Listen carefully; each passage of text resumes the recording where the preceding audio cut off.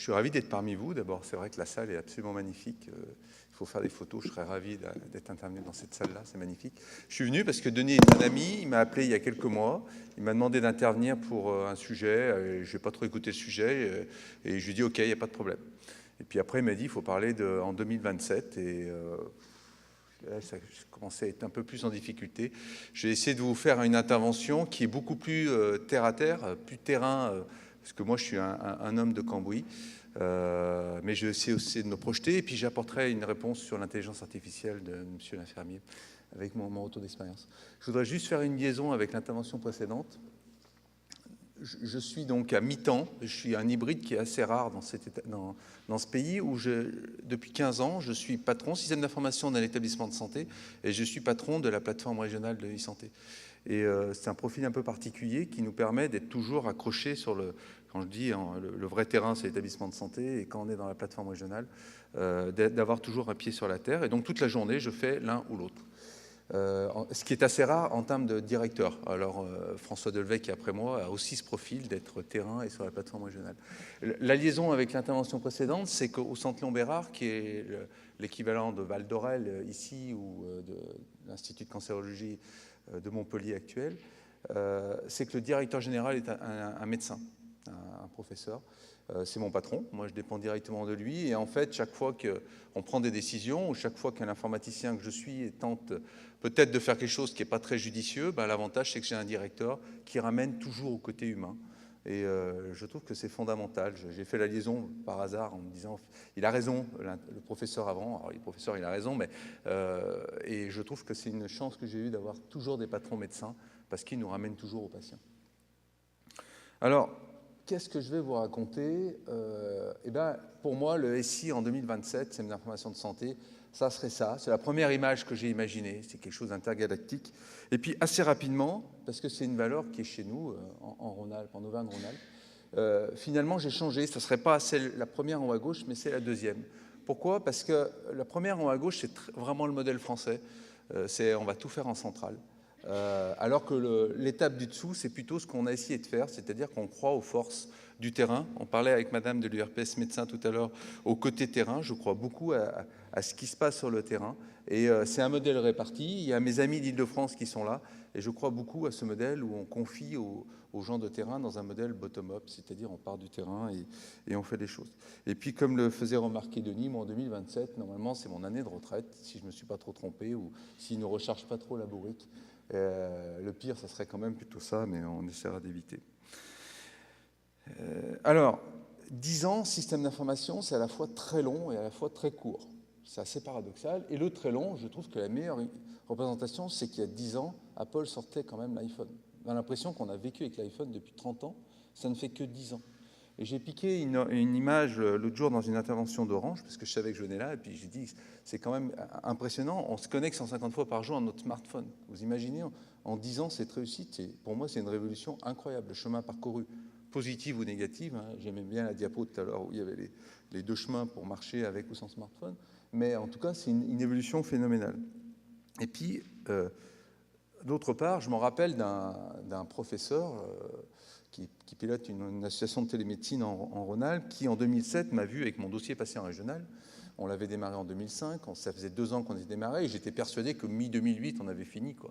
Et il m'a dit, mais tu sais, il faut 10 ans pour faire une grande révolution numérique. Et vous allez voir après qu'en 10 ans, souvent, on n'a quand même pas avancé beaucoup sur certains sujets. Et donc, c'est un peu ce paradoxe du côté ici. Alors, comment j'ai fait pour mon intervention? Ben, j'ai fait en 2 moitiés, une première moitié très besogneuse, de choses qui ont quand même des chances d'arriver, des choses que vous allez vous retrouver, en tout cas ceux qui sont profs du GCS, c'est des sujets qui sont à l'ordre du jour dans toutes les régions. Et puis une deuxième partie qui engageront plutôt que moi sur des choses qui font un peu briller les yeux, dont l'intelligence artificielle, parce que moi je vois ça de façon très positive. Alors, sous l'angle donc des choses un peu maçonnerie, un peu terrain, pour moi, les fondations, on est très loin de les avoir terminées. C'est-à-dire qu'on parle de l'intelligence artificielle qui est le toit et on n'a même pas nos fondations. Quand on parle des annuaires, l'annuaire, c'est l'annuaire par exemple des médecins, des infirmiers, des kinés, des pharmacies, et ainsi de suite. ben, aujourd'hui, on est très loin d'avoir aligné les annuaires nationaux avec les annuaires régionaux et surtout les annuaires que les gens utilisent en local. C'est-à-dire que moi, dans mon établissement, j'ai un annuaire de 70 000 correspondants, avec un peu tout. Alors, il y en a 70 000 parce qu'il y en a certains qui y sont 10 fois, avec des statuts valides, pas valides. J'ai tous les médecins qui sont morts depuis 10 ans, ils sont encore chez nous. Et en fait, on est vraiment assez minable. Et ça vient du fait qu'on a démarré par l'étage du bas, c'est-à-dire que les établissements ont commencé à informatiser leur dossier alors qu'on n'avait même pas d'annuaire national. Alors maintenant, on essaye de le faire redescendre dans le bon sens. Ça commence, hein, c'est-à-dire qu'aujourd'hui, l'annuaire régional est particulièrement synchronisé avec l'annuaire national, mais entre la région et les établissements, on a commencé à faire des choses. On a commencé à descendre le fait que le médecin ne voulait plus de papier. Donc ça, c'est plutôt une bonne chose. On est en train de redescendre le fait que le médecin n'exerce plus. Ça, on est en train de le faire, mais vous voyez que c'est laborieux, quoi, et ce n'est qu'une fondation. L'erreur, c'est pareil, moi je dis l'erreur, c'est un projet qu'on aurait dû faire en 1970. Aujourd'hui, qu'est-ce qu'on a réussi à faire? On a réussi à mettre nos établissements de santé. Alors les plus périlleux ont commencé à faire des choses un peu autour du médico-social ou du libéral, mais on en est encore très très loin de la cible, alors que ce n'est que la description de l'offre. Et aujourd'hui, le fait qu'on ne l'ait pas, eh ben, on fait des produits, on fait le RER, et puis on fait des produits concurrents du RER, donc tout ça c'est quand même un peu compliqué. Et puis le jackpot reste quand même l'identité du patient. L'identité du patient, où vous avez des identités régionales. Votre nouvelle grande région vient de faire un choix, un très bon choix d'ailleurs, de servir d'identité régionale, le même d'ailleurs que l'Île-de-France et que ARA. Mais on a quand même encore l'INS, qui est quand même le passage obligé sur beaucoup de choses. Et puis on a le NIR qu'on nous annonce. Mais moi, je suis arrivé dans la santé en 2001, on m'annonçait le NIR aussi. Et je ne sais pas si l'annonce qu'on me fait, ou dans la nuit du 31 décembre 2019, au 1er janvier, le NIR va être là et va être actif. C'est-à-dire que c'est en une seule nuit que tout va basculer. C'est assez phénoménal.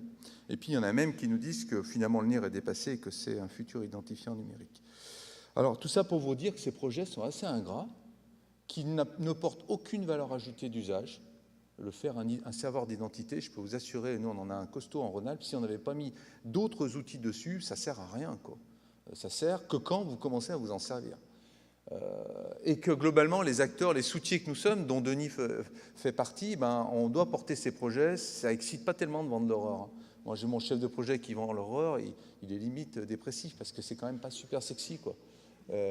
Et pourtant, c'est obligatoire. Et c'est juste qu'on aurait dû le faire bien avant, et on pourrait essayer de le faire bien plus vite, ce qui serait pas mal.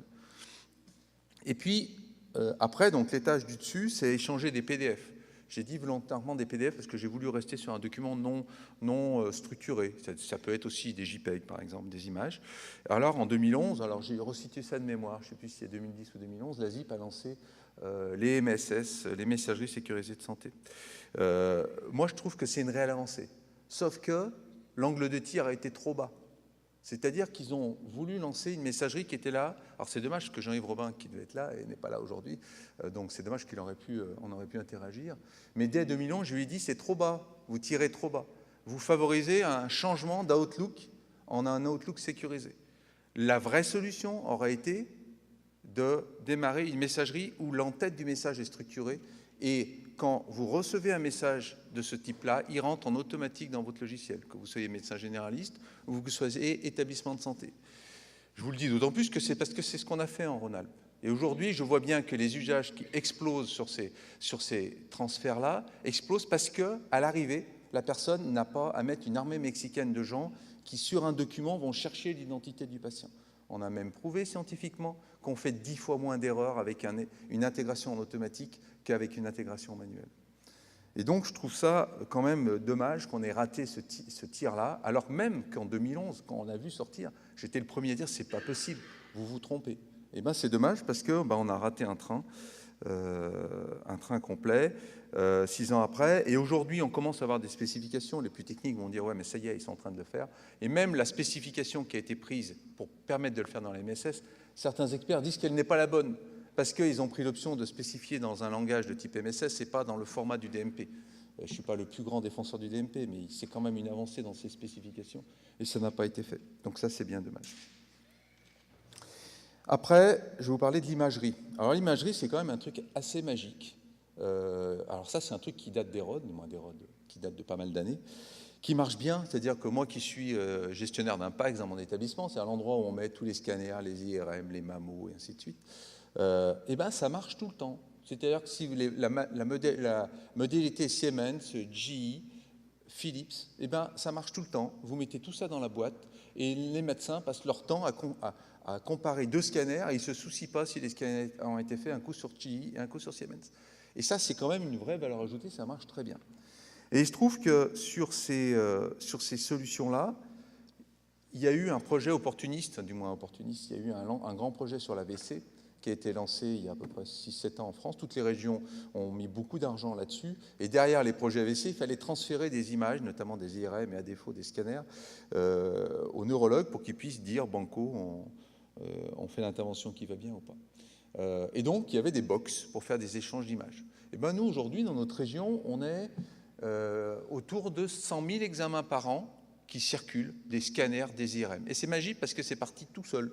C'est-à-dire, dès qu'on a mis les box, on a un peu travaillé pour que ça soit simple pour les médecins, pour les secrétaires, et puis on s'appuie sur notre savoir de rapprochement d'identité, et ben vous avez des examens qui partent d'un PACS et qui vont directement dans l'autre PACS en automatique, sans rapprochement humain, avec le compte-rendu qui va dans le DPI.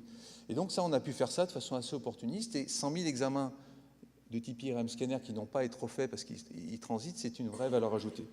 Le seul problème, c'est que quand nous, en région Rhône-Alpes, on a fait ça, on avait la société Etiam. Ils ne sont pas dans la salle, donc je vais donner leur nom. Mais malheureusement, on s'est mergé avec la région Auvergne. Et la région Auvergne, ils avaient pris Covalia. Et donc, les box de Covalia ne parlent pas avec les box d'Etiam. Et moi, avec ce sujet-là, étant assez volontaire, j'ai décidé de remonter le sujet. Donc, je suis allé voir les industriels, je leur ai dit, il faut qu'on parle. Ils ont dit, ouais, mais nous, on n'a pas intérêt à se parler, donc on ne parle pas. Je suis allé voir la ZIP, je leur ai dit, il faut traiter ce problème. C'est un problème d'interop. Vous n'avez qu'à définir le cadre d'interop, et nous, on appliquera, les industriels appliqueront.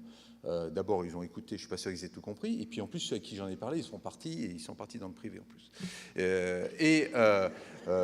Pour finir, j'ai décidé de dire, on va le faire. S'ils ne veulent pas le faire, on va le faire. Ce n'est pas très compliqué, ce qu'il y a à faire. À mon avis, avec un billet de 50 000 ou 100 000 euros, c'est plié pour toute la France. Mon ARS, il y a eu des petits changements et pour l'instant, le sujet est en stand-by. C'est quand même dommage parce que les médecins pestent. Alors, au sein de la région, finalement, ils ne pestent pas trop. Quand vous êtes entre Lyon et Saint-Étienne, ça marche bien. Mais quand vous faites Clermont-Ferrand-Saint-Étienne, qui globalement doit se faire en 3 quarts d'heure de voiture, eh ben, les images ne passent plus. Et si vous faites la Sud-Bourgogne avec Mâcon, par exemple, ou Dijon vers Lyon, ça ne passe plus non plus. C'est quand même dommage. On n'est pas très fort. On pourrait faire mieux. Alors, ça, c'est plutôt ce qu'on fait aujourd'hui, ce qui est opérationnel et puis qui tourne bon an, mal an à peu près dans les régions. Pour moi, la prochaine étape, j'en ai fait 2 qui sont successifs pour moi, la prochaine étape, c'est de faire de la vraie donnée structurée. C'est-à-dire qu'aujourd'hui, quand on se passe des patients, dans le meilleur des cas d'un établissement, notamment dans des contextes d'urgence, dans le meilleur des cas, alors dans le pire, on imprime le dossier, ou du moins, on fait des photocopies, ça c'est le pire, des photocopies de dossier papier. Sinon, on imprime le dossier, et puis si on n'est pas trop mauvais, on envoie les documents en mode numérique, ils les reçoivent directement dans leur DPI, donc ça c'est plutôt pas mal. Sauf que si vous avez tout un tas de données structurées sur, par exemple, une historique de fiches tumeurs, ou de poids, ou de traitement de type cancer chimio, et bien globalement, vous envoyez un joli PDF. Et la personne en face, elle, la première chose qu'elle fait, elle va recoter sa fiche tumeur parce qu'elle en a besoin pour son évolution et ainsi de suite. Et donc l'idée, c'est bien de faire circuler ces données structurées. Aujourd'hui, on sait faire circuler des PDF, demain, il faut faire circuler la donnée structurée. Alors, l'exemple, j'en ai pris 2, petite anecdote sur les 2, l'EVA, la douleur. Et là, vous apercevez d'entrée de jeu, vous voulez faire circuler de l'EVA au sein même de mon propre établissement. Quand j'ai voulu, alors je ne connais pas grand-chose à la médecine, mais je savais que c'était une échelle de 0 à 10, avec l'histoire des réglettes, là, c'est super, bien. Et bien, moi, j'ai découvert dans mon établissement, on a fait une implémentation de 0 à 100. J'ai essayé de chercher l'illustre personne qui a pris cette idée de dire, mais quelle idée de ne pas prendre l'échelle du moins internationale ou au moins nationale. Ça m'a scotché, ce qui me met dans une grande difficulté, parce que avec des infirmiers libéraux, on a mis des tablettes au domicile qui, eux, cotent normalement de 0 à 10, et je fais arriver dans un même référentiel, du moins dans un même gisement, des données qui sont de 0 à 10, 0 à 100. Ça permet de mettre 92,5 au cas où le patient évaluerait à 92,5 sa douleur. Donc, au sein même de ma structure, il y a eu des choix incroyables qui ont été faits il y a une petite dizaine d'années. Et aujourd'hui, toutes les infirmières de mon établissement cotent l'EVA de 0 à 10. Alors la biologie, le Loïc, eh ben, c'est plutôt bien, sauf que ça avance pas. Et aujourd'hui, le calcium fait à droite et le fait à gauche. Nous, dans notre établissement, on travaille avec plus de 100 cabinets, du moins des biologistes locaux, hein, vu qu'on recrute assez large. Ils nous envoient tout ça par bioserveur, c'est tout structuré, mais on n'a pas le même référentiel, donc ça marche pas. Et aujourd'hui, alors ça marche pas, ça permet quand même de voir les résultats, ça permet d'aller voir le chiffre, mais ça permet pas de faire des traitements à valeur ajoutée là-dessus. Donc après, il faudra structurer les documents types, ce qu'a fait la ZIP. Je peux juste vous dire que sur les comptes rendus d'Anapat, l'éditeur principal qui gère 70% des laboratoires d'Anapat de France, qui est Infologique, il se trouve qu'il est dans ma région, il est à Valence, il n'est pas loin, entre nous. Et lui, il n'en est pas au début de informatiser encore en mode structuré sur le compte rendu d'Anapat de la ZIP. On est en 2017, les comptes rendus d'Anapat de la ZIP devaient être de 2011-2012 à peu près. Et puis après, il faut qu'on intègre tout ça dans nos structures. Donc autant vous dire que ça me paraît être l'étape suivante, faire circuler de la donnée structurée, et pour autant, il nous reste quand même beaucoup de chemin, et les gens n'en ont pas forcément envie. Alors, quelle sera l'étape suivante de l'étape suivante? C'est assez intéressant. Et bien nous, on pense que c'est se partager les parcours. Se partager les parcours, c'est de dire, non seulement je vais envoyer ma fiche tumeur, mon poids, mes chimiothérapies, on m'a structuré pour que l'autre n'ait pas à les ressaisir, puis en plus je vais lui expliquer qu'il y a 5 étapes qui sont prévues, il y en a une chez moi, 2 chez toi, et 3 qui seront faits, ou 2 qui seront faits chez le médecin généraliste ou l'infirmière libérale. Et en fait, je dis que c'est l'étape suivante de l'étape suivante, parce que je pense que c'est très loin.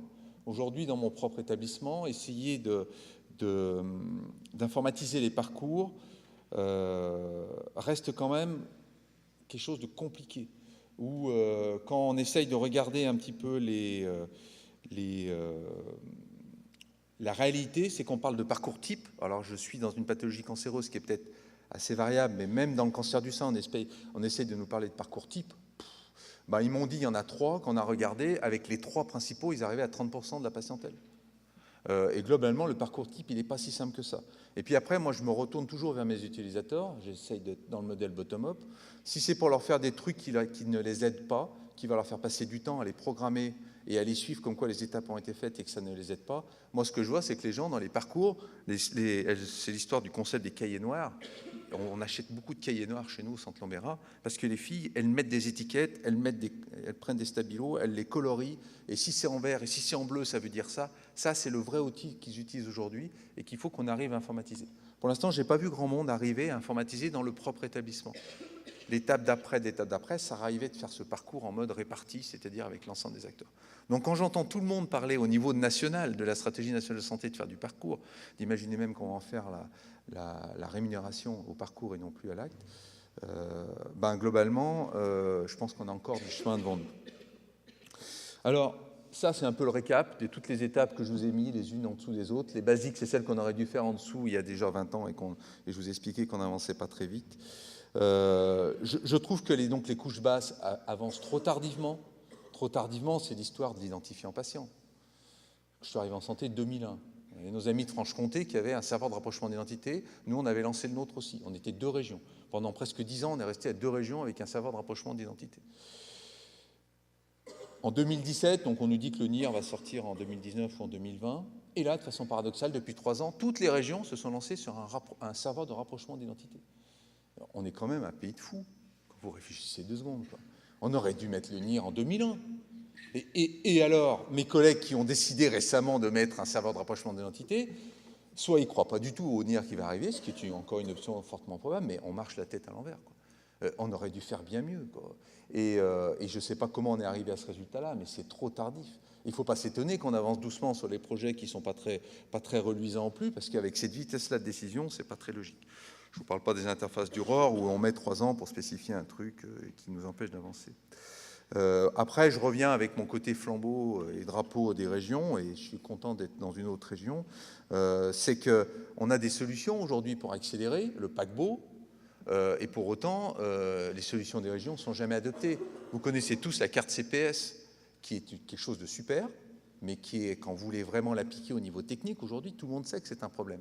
Donc, il y a eu une double mission qui a été lancée par la CNAM, d'un côté, et la ZIP de l'autre, pour savoir quelles étaient les expériences d'alternatives à la CPS. En Rhône-Alpes, nous avons foncé en 2014 quand les alternatives sont sorties, et notamment, on en a mis une qui délègue la responsabilité de l'authentification au directeur des établissements. On a un dispositif technique et conventionnel.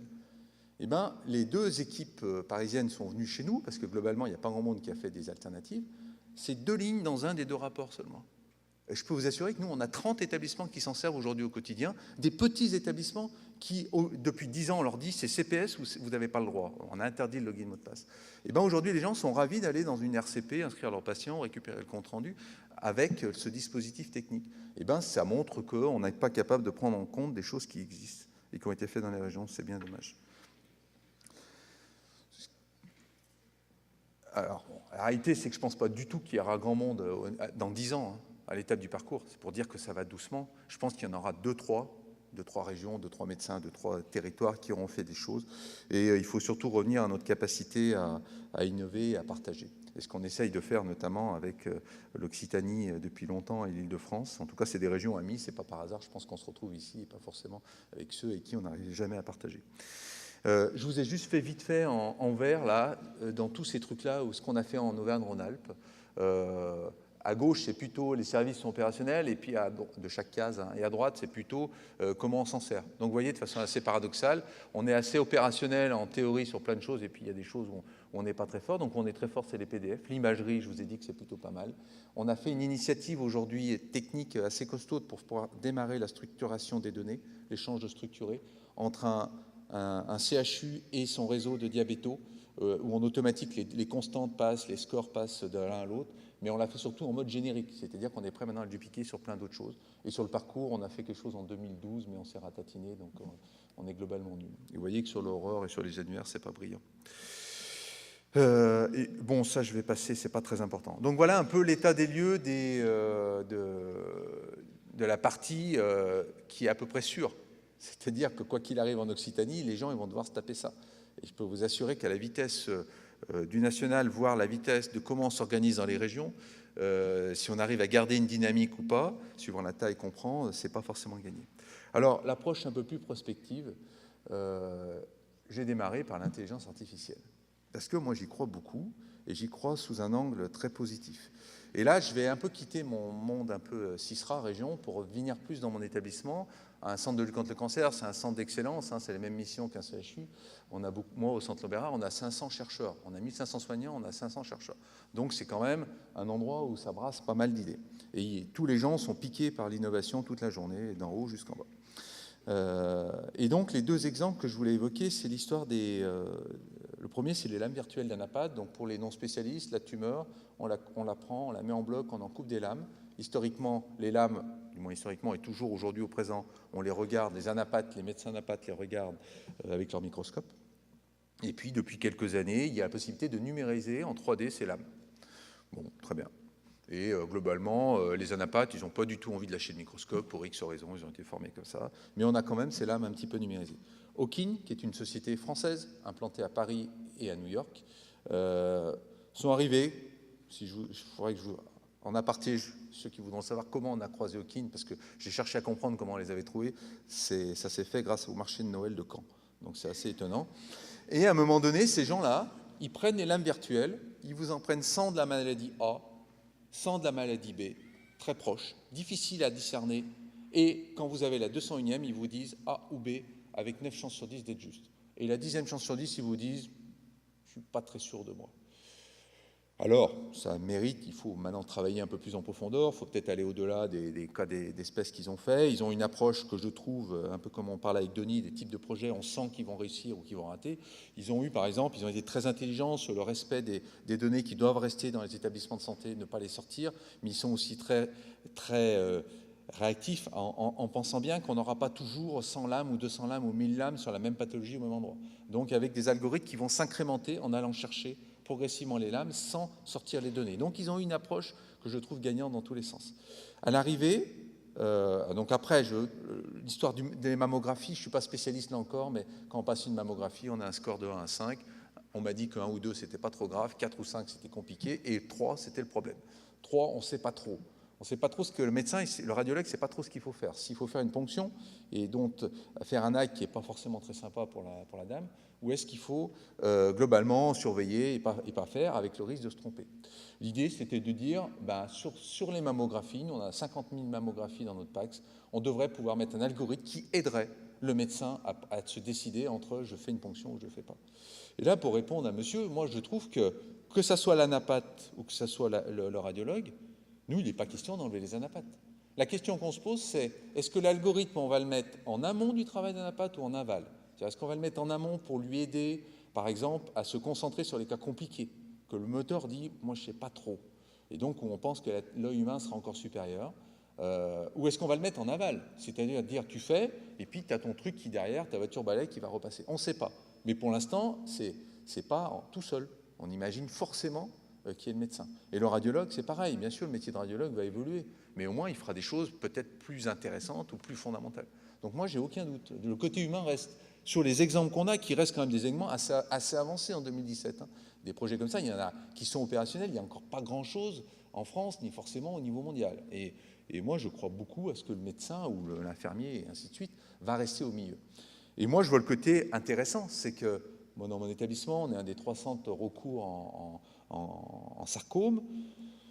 On a les spécialistes de lecture de l'âme de sarcome chez nous. Et globalement, si en Slovénie, ils ont un scanner de l'âme, ils pourront avoir un avis, une lecture de dire est-ce que c'est un sarcome ou pas. Après, comment on va soigner le patient, ça redevient de la médecine.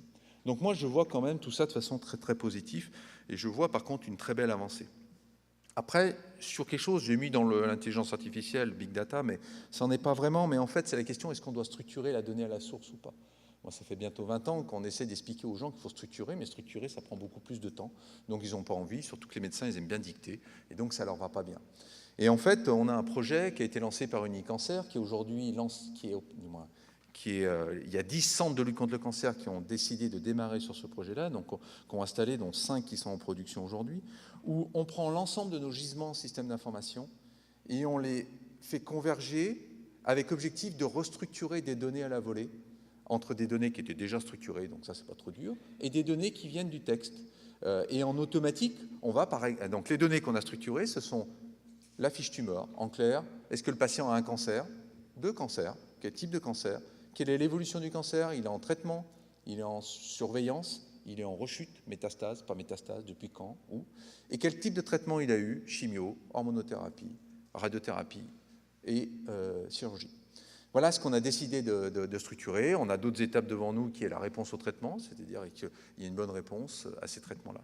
Et là, on est dans un outil qui va nous faire évoluer, parce qu'en fait, avoir des données structurées en masse pour pouvoir faire du big data, même dans un établissement comme le mien, où on est assez fier de ce qu'on a fait, on est quand même très pauvre, parce que vous avez des trous dans la raquette de partout. Ce genre d'outil, aujourd'hui, est opérationnel et va nous permettre d'améliorer la qualité des données. Donc c'est plutôt une bonne chose. Et puis le dernier, c'est là c'est du vrai big data. Je suis porteur depuis 2 ans et demi d'un projet. Le nom de code chez nous, c'est Isadora. L'idée, c'est d'essayer de voir s'il y a une relation entre le parcours géographique du patient ou son parcours professionnel et le fait qu'il aura 1 ou 2 cancers. En clair, c'est si vous habitez au sud d'une vigne, est-ce que c'est un problème par rapport à votre cancer? Et surtout, est-ce qu'on doit avoir une attitude différente pour vous surveiller ou pour peut-être prévenir? C'est ça, et on revient à la médecine. C'est-à-dire que l'outil pourrait dire c'est dangereux d'habiter à côté d'une centrale nucléaire, ou à côté d'un fleuve, ou à côté d'une vigne, mais surtout après, les médecins en feront ce qu'ils auront à faire, c'est-à-dire possiblement dire je ne vous surveillerai pas avec une mammo par an, mais peut-être avec un scanner tous les 3 mois, parce que peut-être que vous avez un risque de rechute plus important. Je vais y revenir un petit peu là juste après, c'est que, en fait, moi, au global, je trouve que c'est une énorme capacité de progrès, comme on n'a pas eu depuis longtemps. Ce n'est pas avec l'horreur, même avec le transfert de PDF. Le transfert de PDF, ça ne révolutionne pas non plus le monde, quoi. Il faut être assez humble. Même si je suis assez content de ce qu'on a fait, ça ne change pas tout. Pour autant, l'intelligence artificielle peut nous faire gagner beaucoup de temps. Vous imaginez si, globalement, sur des lames virtuelles d'expertise compliquées, on peut avoir quelque chose d'assez efficace plus vite et plus juste, je trouve que c'est énorme.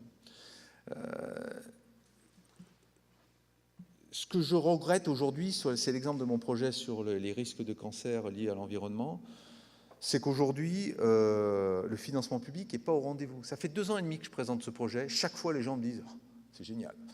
C'est génial. Mais chaque fois qu'on est passé devant le guichet où il y avait des experts qui devaient auditer, ils n'ont pas l'habitude. Ils ont l'habitude de projets de recherche où la personne sait ce qu'elle va chercher et elle montre son protocole pour démontrer ce qu'elle va chercher. Nous, on ne sait pas du tout ce qu'on va chercher. Moi, je ne sais pas si c'est les vignes ou si c'est l'air ou si c'est le fait d'avoir été paysan. J'en ai aucune idée. Et donc, on n'a pas pu être aidé depuis 2 ans et demi. C'est long, 2 ans et demi dans le monde de l'intelligence artificielle. Et alors, je trouve ça un petit peu dommage. Et puis, il faut aussi voir que les partenariats qu'il faudra nouer seront d'abord au sein d'un projet. J'ai jamais vu un projet où on a besoin d'être autant de compétences autour de la table. Avant, pour faire un logiciel, vous mettiez un informaticien et un médecin à peu près câblés tous les deux, on y arrivait, quoi. Pas trop mauvais, on y arrivait. Là, aujourd'hui, c'est pas possible. J'ai rencontré des gens là, pour faire ce projet-là. Je savais même pas que ça existait. Des géomaticiens. J'ai encore pas bien compris tout ce qu'elle fait, mais elle a plein de compétences. Je comprends pas tout ce qu'elle dit, mais c'est vachement important d'avoir ces gens-là, parce que sans ça, on ne sait pas modéliser qu'il y a un risque de l'air à tel endroit, un risque des pollutions des sols, et ainsi de suite. Et donc, on a besoin de mettre plein de compétences. Et après, au niveau des partenariats, on est tout petit. Un centre comme Léon Bérard, même si des fois, dans le soin, on a une place significative, au niveau de l'intelligence artificielle, on n'y arrivera pas tout seul. Et c'est possible que la maille ne soit pas régionale. Moi qui défends beaucoup la maille régionale sur les approches de e-santé, c'est possible que la maille soit minimum nationale. Et on fera des partenariats peut-être avec des gens qui sont capables de faire un partenariat, ou quand on vit, c'est toujours pareil, et certainement international. Donc il y a plein de perspectives positives, mais bon, on a encore du boulot, quoi. Après, le côté, je reviens au côté humain. J'avais oublié que j'avais mis le patient dans le côté humain. Pour moi, c'est un phénoménal accélérateur. D'abord parce que le patient, lui, alors là, il y a un intérêt croisé, c'est que les dépenses publiques veulent qu'on soigne le patient le plus possible chez lui et le moins possible à l'hôpital. Plus exactement, c'est moins possible à l'hôpital. Donc, on compresse les DMS dans tous les sens. On passe en ambulatoire des trucs qu'on mettait une semaine avant. Et puis, le patient, surtout, il est mieux chez lui. Et puis, le patient, il veut interagir avec ses acteurs du parcours au sens large, parce que là je suis très hospitalier, mais c'est pareil avec ses médecins et ses professionnels libéraux. Et là, il va y avoir un bel enjeu, je vous l'annonce, parce que ça commence déjà à chauffer un petit peu. C'est quand vous êtes établissement de santé, comment vous abordez ce problème de relation entre l'extérieur, le patient qui est à l'extérieur, et l'intérieur. Aujourd'hui, il y a le vent arrière avec un grand SPI, et sur le SPI, c'est marqué start-up. C'est-à-dire que les start-up poussent fort, très fort. Ils tapent sur toutes les directions d'établissement. Il y a un bruit pas possible qui se fait dans la presse.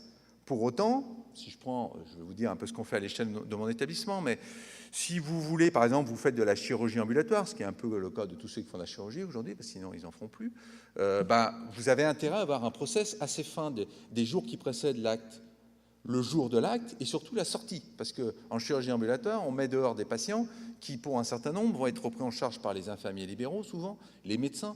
Et on doit passer tout un tas d'infos. On prévoit de calibrer la sortie potentielle avec l'infirmier libéral avant même que l'acte se fasse. Donc on voit qu'on va avoir besoin de travailler. Il va y avoir donc un besoin de trucs très spécifiques autour de la chirurgie ambulatoire. Mais à côté, quand vous faites des thérapies ciblées en cancer, les nouvelles thérapies, elles envoient des tox pas possibles, des toxicités au traitement pas possible. Et on va avoir besoin de suivre les patients dans les toxicités. Et là, vous vous dites, je fais quoi? Est-ce que j'écoute les 2 startups qui me disent que je suis champion du monde de chacune des 2? Et ces 2 startups vont voir le directeur général. Et le directeur général, en général, souvent, il n'a pas mis son DSI très proche de lui. S'il pouvait le mettre sous le DAF qui est sous le DGA, ça serait bien. Et globalement, il décide. Alors souvent, c'est un peu le fait du prince, où on décide des choses. Moi, je dis très clairement que les établissements de santé, elles doivent avoir une approche d'urbanisation, je suis un informaticien, urbanisée avec un portail unique qui devra servir à toutes les interactions des patients qui y seront dehors avec l'intérieur. Et ça, c'est un débat qui est un peu chaud. Il faut être réaliste. Et encore moi, je pourrais faire l'option start-up, mais quand vous êtes un CHU, que vous avez pas une pathologie, mais que vous en avez 20 grandes, vous imaginez 3 solutions sur 20 pathologies, 60 start-up qui tombent dans un CHU, c'est pas possible. Et puis j'ai mis un petit mot sur la prévention. Moi, j'y crois beaucoup. À l'inverse de mon collègue précédent, j'en ai 2 bracelets. J'ai le mien, le bleu, c'est à titre perso, parce que ça fait quelques années. On m'a dit que tu t'en lasserais, mais je m'en lasse toujours pas. Et puis le deuxième, c'est, je vais faire pas le cocorico, mais le local. On travaille avec une start-up, la Scula, qui est de Montpellier qui s'appelle BioMove. L'objectif, c'est de pousser les femmes qui rentrent dans un cancer du sein en début de traitement, pas en sortie de traitement, de les pousser à faire une activité physique. Aujourd'hui, on l'a déjà fait, mais on l'a fait avec des enseignants d'activité physique adaptée de l'APA. Mais on fait venir les dames, et alors on leur fait faire de la marche nordique. Il y en a 20 qui en profitent, mais les dames qui habitent Thonon-les-Bains, elles ne viennent pas pour 1 heure de marche nordique à Lyon. Donc, c'est fait que pour on va dire, un petit périmètre. L'idée, c'est de transférer ce qu'on a fait en APA en physique avec un bracelet, avec un coach électronique. Bien sûr, c'est les APA qui vont gérer ce dispositif. Donc, comme c'est une société locale, autant en profiter BioMove. Et donc, ça, c'est tout ce qui est prévention. Moi, je dis juste que j'ai la chance, en Auvergne-Rhône-Alpes, d'avoir rencontré les Auvergnats. J'ai des gens qui ont l'air d'être des champions du monde de la prévention. Pour autant, en termes de SI, c'est nul. On n'a rien. Tous les programmes de prévention sont faits en mode complètement satellisé. On n'a rien. Ceux qui n'arrivent pas à faire marcher le DMP, ils pourraient faire le DMP de la prévention. Donner à la main du patient, on fait de la prévention de la petite école jusqu'au bout, là-haut, jusqu'à la fin, juste avant le cimetière. Et il n'y a rien du tout. Il y a un bel enjeu. Alors moi, je ne m'occupe pas du DMP, c'est à eux de l'imaginer, mais c'est impressionnant comme il n'y a rien en côté SI là-dessus. Juste pour vous faire quand même, parce qu'avec tout ça, on a quand même fait quelque chose que je trouve assez intéressant en région Auvergne-Rhône-Alpes, c'est qu'on a démarré un portail patient, non pas pour un établissement qui met une seule solution, on y est allé à 15 d'un coup. Donc on a 15 établissements qui disent « moi je mets qu'un seul portail patient ». Et c'est le même portail patient. C'est-à-dire que le patient qui est pris en charge, alors pas par les 15, parce que sinon ça ne va pas bien pour lui, mais qui est souvent pris en charge par 2 ou 3 de ces 15 établissements, par exemple les hospices civils de Lyon, donc le CHU de Lyon et le centre Léon Bérard, ce qui est quand même quelque chose de très courant, et bien il retrouve, c'est les trucs orange, dans son écran, les comptes rendus complètement fusionnés. Il retrouve ses comptes rendus hospice et centre Léon Bérard, et il retrouve ses rendez-vous hospice et centre Léon Bérard dans le même écran. Il se trouve que j'ai un papa d'un enfant qui est traité à cheval hospice et centre Léon Bérard proche de moi. On regardait hier, on testait des choses sur le dossier, et en effet, c'est comme ça. Et je trouve ça absolument magique que pour le patient, il n'y ait qu'un seul portail au niveau de la région. Donc c'est une initiative forte qui a été poussée par l'ARS et les usagers, le 6 ARA, à l'époque. Et puis à côté, des choses plus spécifiques, parce que chaque établissement n'a pas les mêmes enjeux, les mêmes éléments à progresser. Et on a mis par exemple des formulaires. Aujourd'hui, il y a la réservation de maternité aujourd'hui à Lyon. Vous avez intérêt à être connecté, hein, parce qu'elle se fait aujourd'hui par ces outils-là. Pour réserver, dès que les dames savent qu'elles sont enceintes, elles réservent online. Moi, je vous parlais des suivis des toxicités dans les thérapies ciblées orales. Aujourd'hui, on a les formulaires, les patients nous les renseignent. S'il y a des alertes, on a organisé et urbanisé les alertes pour qu'elles tombent au bon endroit au niveau des secrétaires médicales. Surveillance des pompes insuline sous-cutanées, ça c'est les hospices qui font, et les chirurgies ambulatoires. Je suis bientôt au bout, non? Je suis à la bourre? Un petit peu. Un peu? Oui. Donc il faut que j'accélère. La génétique, je dis juste que moi, ça va... Alors c'est pas de l'informatique, hein, c'est la génétique, quoi. Ça va permettre de mieux comprendre. Je voudrais juste revenir sur la dernière phrase que j'ai mise. Moi, la CNIL a toujours été plutôt des gens aidants avec nous, en Rhône-Alpes. Ils nous ont toujours aidés. Et quand je vois dans la CNIL, dans les déclarations CNIL, ils me demandaient combien de temps vous gardez le truc. Je leur disais, voilà. Et puis, globalement, moi, le dossier patient, on les garde tous. Parce que le patient, d'abord, il peut revenir 30 ans après, ça peut être ses enfants. Donc, un dossier patient hospitalier, les garder pendant longtemps ne me pose pas de problème. En fait, avec la génétique, jamais, pour moi, la durée de conservation de la donnée aura été aussi importante. Parce que ça va induire des impacts, parce que ça induit globalement les générations qui sont en dessous du patient, les enfants. Et donc, cette génétique, il va falloir qu'on soit très, très attaché à comment on la gère au niveau informatique, beaucoup plus, qu'on soit beaucoup plus soucieux des contraintes de la CNIL d'avant. Dernier point, tout ça, c'était plutôt des perspectives positives. La perspective négative, c'est que les DSI, alors moi, j'ai plus que 10 ans à gérer, donc après, ça va se compliquer. Je ne sais pas s'il y a beaucoup de DSI dans la salle, mais sachez que pour eux, ça va vraiment se compliquer. Le front devient de plus en plus large. Il n'y a pas un projet, qui n'emporte pas le système d'information aujourd'hui dans l'établissement. Nous sommes dans 100% des projets. Ce n'était pas le cas avant. Il y avait plein de trucs qui se faisaient, ils n'avaient pas besoin de nous, les gens. Là, aujourd'hui, il n'y en a pas un qui se fait sans nous. Vous avez la frontière entre vie privée et vie professionnelle qui vient de plus en plus poreuse. C'est bien, c'est la société, il ne faut pas aller contre, c'est la vie, quoi. Les gens, ils ont envie de pouvoir faire leur compte-rendu de séjour quand ils sont chez eux le soir et que les enfants sont couchés, mais moi, ça ne me pose pas de problème. Et ils ont envie de faire du Facebook quand ils sont à l'hôpital, ça ne me pose pas de problème. Ça m'en pose plus quand ils sont au bloc, mais ça ne me pose pas quand ils sont dans leur bureau. Donc, il ne faut pas aller contre, sauf que ça implique des règles de sécurité qui sont de plus en plus compliquées, et puis les cyberattaques. Donc, l'informatique va devenir un vrai problème. Aujourd'hui, alors, on voit que l'État s'est bien structuré. On a eu une conférence la semaine dernière à Lyon, là, et puis il y en a une à Paris, je crois, le 30, qui est organisée par la DGSI, ainsi de suite. Mais je trouve qu'au niveau opérationnel, et même au niveau opérationnel des libéraux, moi, quand je vois des médecins, comment ils travaillent, ils sont décalés, quoi. Ils se connectent par Internet, en login mot de passe, ils ont accès à tout.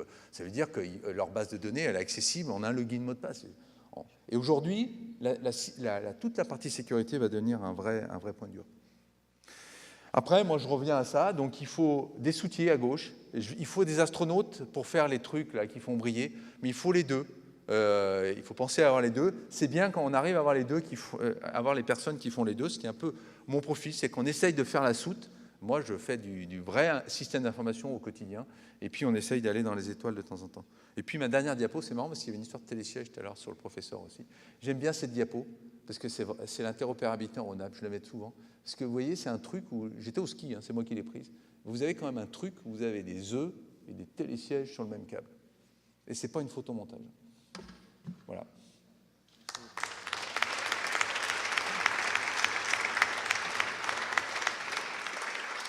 Merci beaucoup Thierry. Au moins c'est du concret, c'est du terrain. Ça, je ne m'entendais pas moins de ton intervention. Moi j'aurais deux questions. Quand tu parlais de l'évolution du métier de DSI, est-ce que cela veut dire que avant, moi je pense que c'était bien aussi au niveau de votre fonction, le DSI était omnipotent, enfin voilà, il pouvait donner le feu vert pour ouvrir ça sur un PC.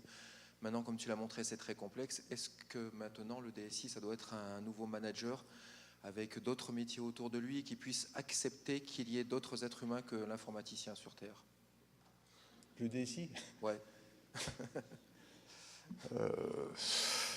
Alors moi, je ne conçois pas qu'on soit DSI et qu'on imagine qu'il y ait des informaticiens. Ça me paraît complètement décalé.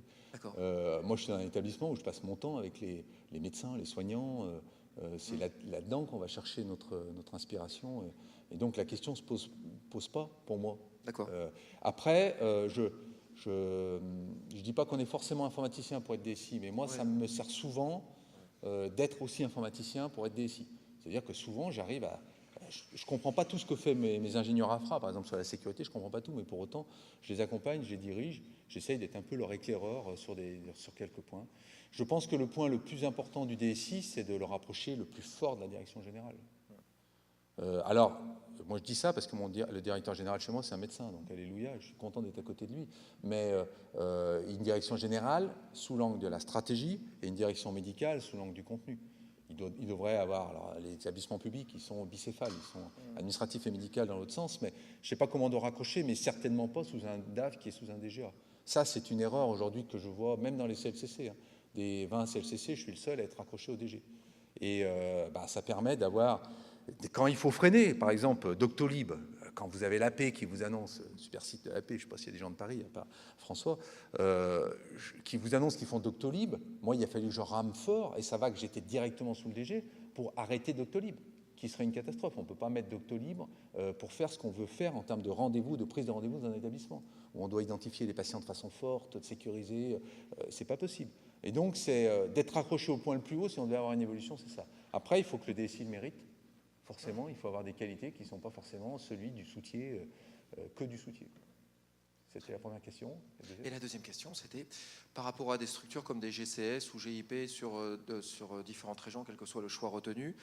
Nous, par exemple, on l'a vu, on s'était concentré pas sur partir dans l'espace. On a posé des fondations, certes, mais on s'est rendu compte que maintenant, l'orientation serait aussi de pouvoir faciliter la mise en place, presque être une société de service pour des professionnels de santé sur des sujets assez pointus, comme tu as pu le souligner.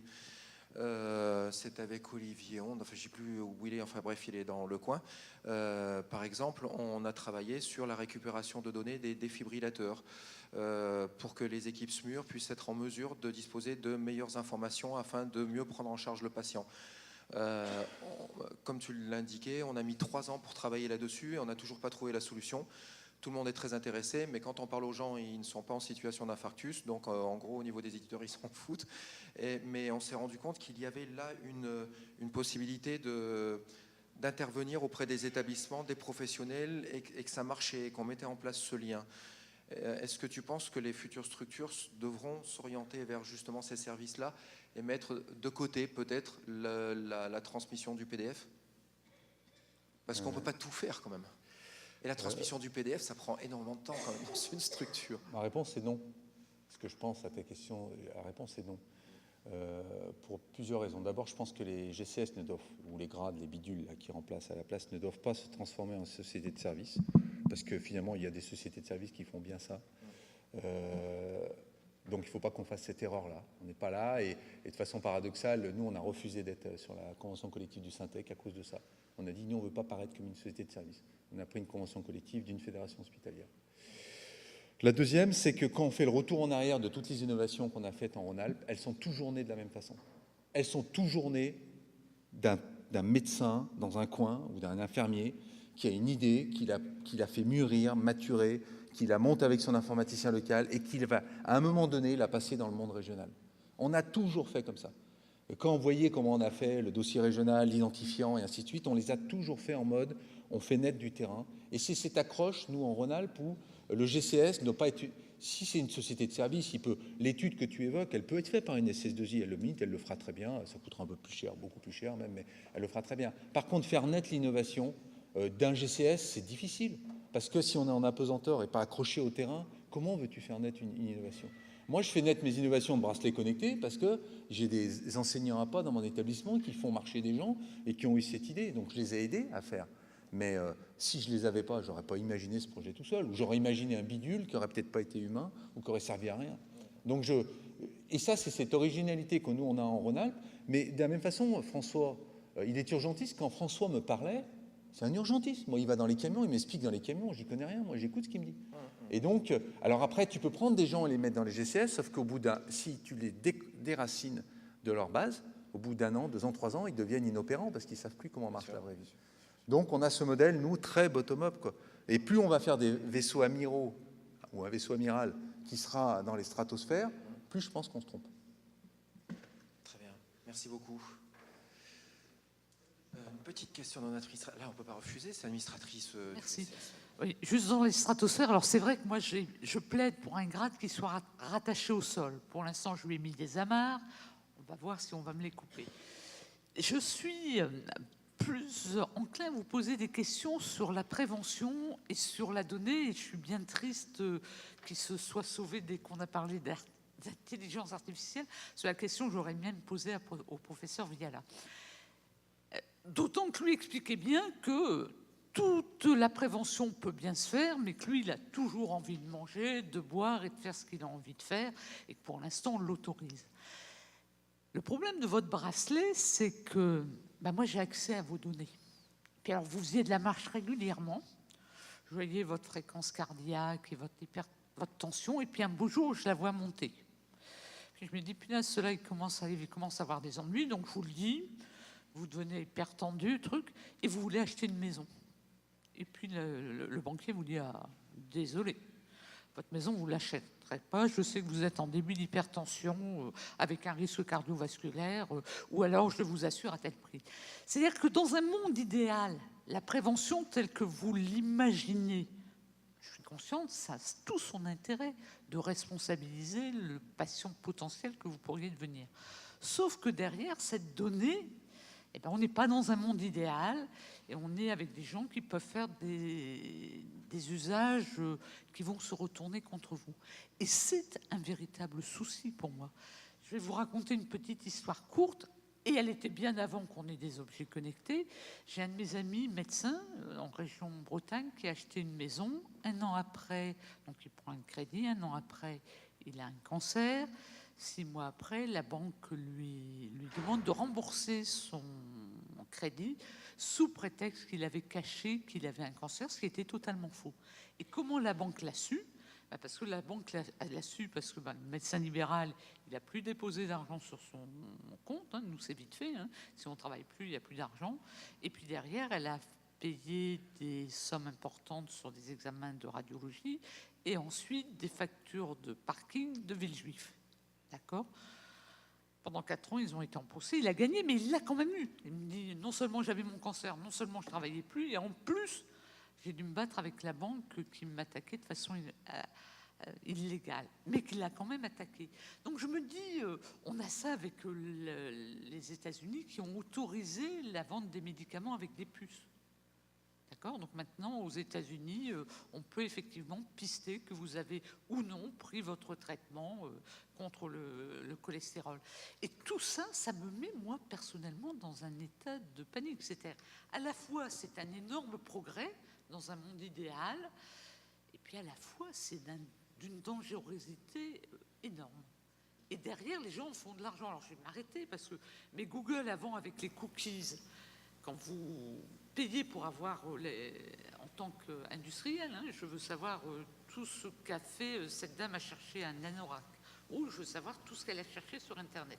C'était un package et l'industriel payait. Et maintenant, pour avoir toute l'information, vous multipliez par 3. C'est-à-dire que soit je paye pour avoir tous les anoraks que j'ai cherchés, mais je ne saurais pas si j'ai cherché une voiture, un truc. Maintenant, vous multipliez par 3.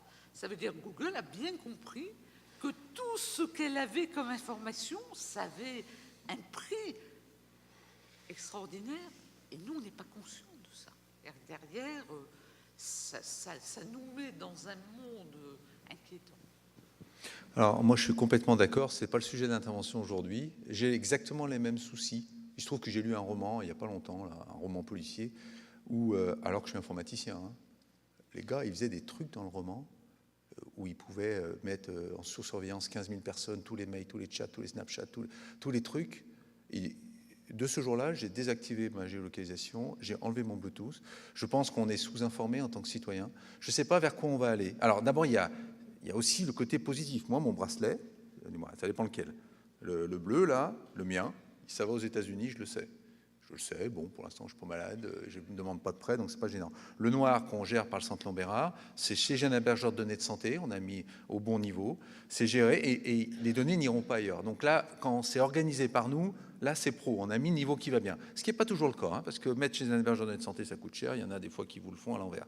Après, je pense qu'en effet, le citoyen, il a du bon à se faire. Tout à l'heure, j'ai dit que la sécurité serait compliquée sous l'angle des attaques, mais j'aurais pu dire la même chose sous l'angle de l'utilisation des données. Je ne sais pas où on va aller. Des fois, je vois des films de science-fiction, un peu La Guerre des Étoiles, là, où les mecs, ils savent absolument tout sur tout. Est-ce qu'on va arriver vers ça, ou est-ce qu'il va y avoir un frein de la population mondiale à dire stop, ça je veux pas, ça c'est pas normal. Moi, je sais, un jour, j'ai vu un chercheur à Lyon, il m'a dit, je suis en train de faire un moteur de recherche pour concurrencer Google. Et en fait, il m'a expliqué qu'il cherchait à pouvoir enregistrer finalement des préférences, mais sans les avoir lui-même en tant que moteur. C'est-à-dire qu'il cherche un moteur qui concurrence Google en respectant la vie privée. C'est-à-dire que vos préférences, elles sont stockées en local et pas accessibles par le moteur central. Et ben, je ne sais pas comment la population mondiale va se révolter ou pas. Si elle ne se révolte pas, il va y avoir exactement ce que vous dites. Après, quand c'est organisé par nous, peut-être que les patients ils diront ben moi, je fais confiance, et c'est souvent la marque de confiance qu'on a dans nos établissements de santé, hein, je fais confiance au Centre Lambérard, et ils ont raison, parce qu'on a mis le paquet pour respecter la sécurité. Mais on a devant nous un enjeu qui va être compliqué. Et je ne suis pas sûr qu'on ait toutes les clés d'ailleurs. Je suis assez soucieux aussi.